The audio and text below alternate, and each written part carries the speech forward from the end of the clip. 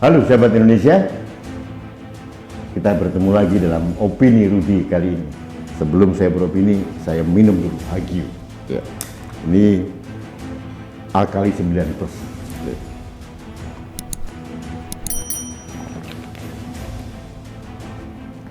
Segar, sehat. Oke.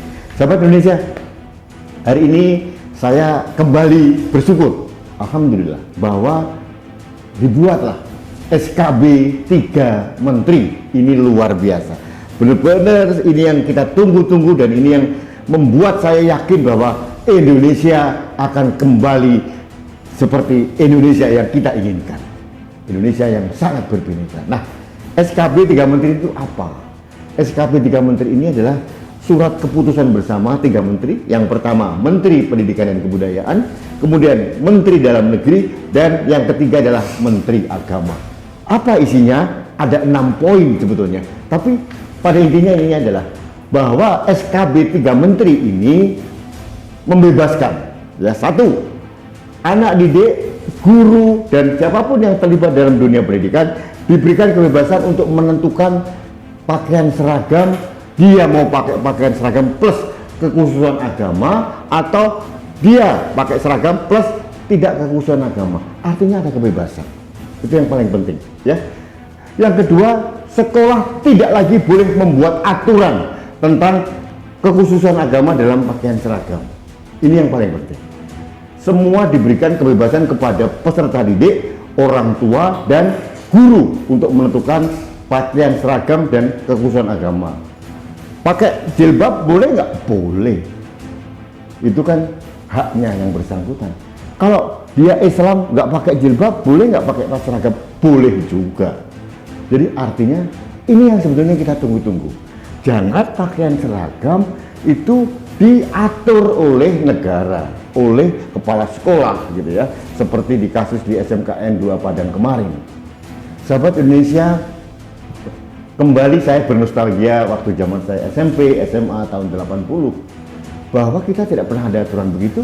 Yang diberikan aturan oleh sekolah adalah pakaian seragam hari ini sampai ini pakaian apa, hari ini pakaian apa. Waktu itu seragam tertentu, dan pasti pakai ada seragam pramuka waktu itu, ya, dan selalu kita ikuti. Dan sahabat Indonesia, ini yang paling penting sebetulnya, bahwa kita jangan lagi terjebak dengan simbol-simbol penyeragaman untuk menandakan keimanan seseorang.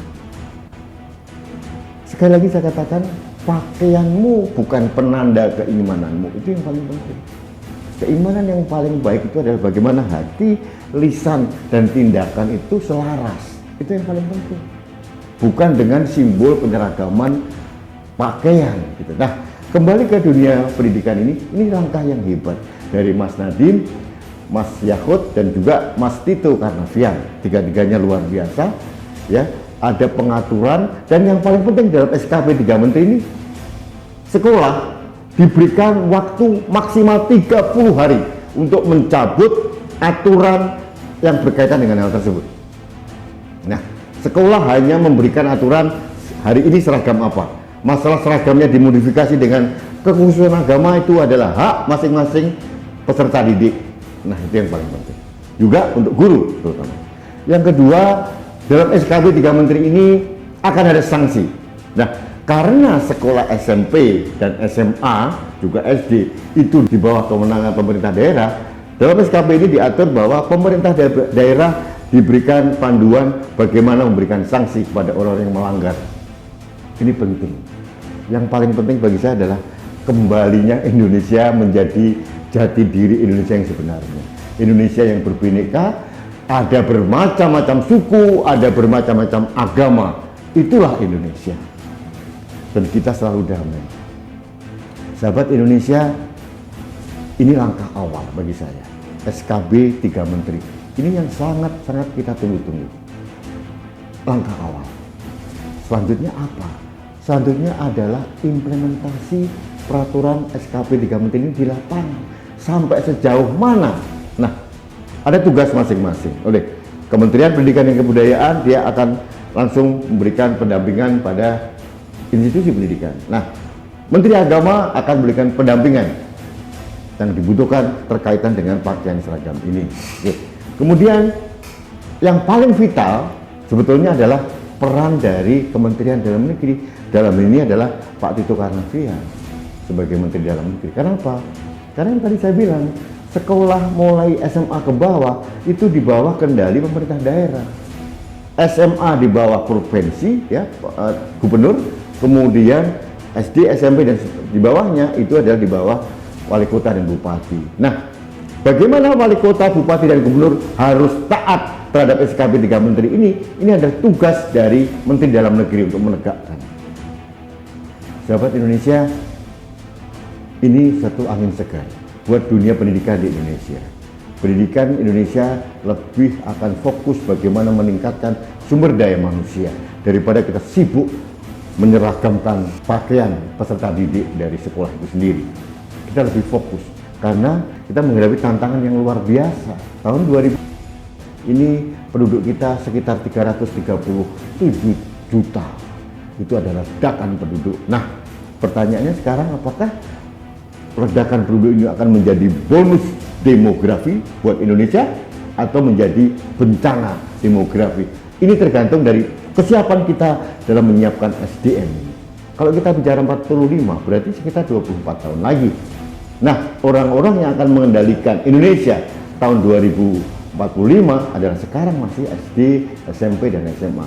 Inilah bibit-bibit kita yang harus kita persiapkan.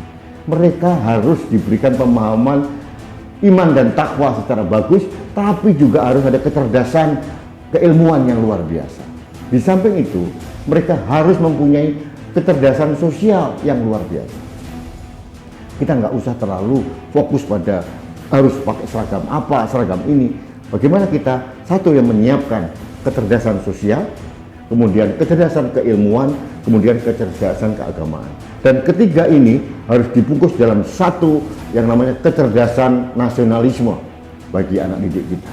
Karena kita harus ada terus Pancasila, dan anak didik kita harus diberikan pemahaman bahwa Bhinneka Tunggal Ika atau keberagaman itu adalah keniscayaan untuk Indonesia. Tidak bisa kita lawan, tidak bisa kita rekayasa dengan cara apapun. Sahabat Indonesia, sekali lagi saya sebagai anak bangsa mengucapkan terima kasih kepada Mas Nadiem, Mas Yakut, juga Mas Tito Karnavian yang mampu berkoordinasi menerbitkan SKB 3 Menteri ini. Pesan saya yang paling vital adalah SKB 3 Menteri ini bisa dilaksanakan dengan baik dan harus ada pengawasan yang kuat, ketat dari negara bahwa implementasi SKB 3 Menteri ini bisa benar-benar dilaksanakan dengan baik. Itu menurut saya yang paling penting. Sahabat Indonesia, SKB 3 Menteri sudah diterbitkan. Sekarang saya menunggu Mas Yakut dan Mas Tito Karnavian kapan SKB 2 Menteri dihapus. Ini akan menjadi pembahasan saya berikutnya.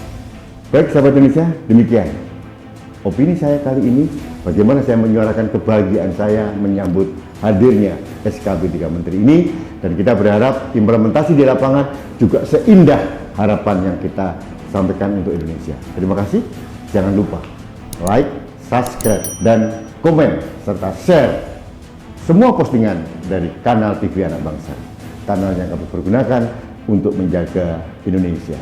Terima kasih, sampai ketemu lagi di lain kesempatan. Salam damai, Rudi SKB.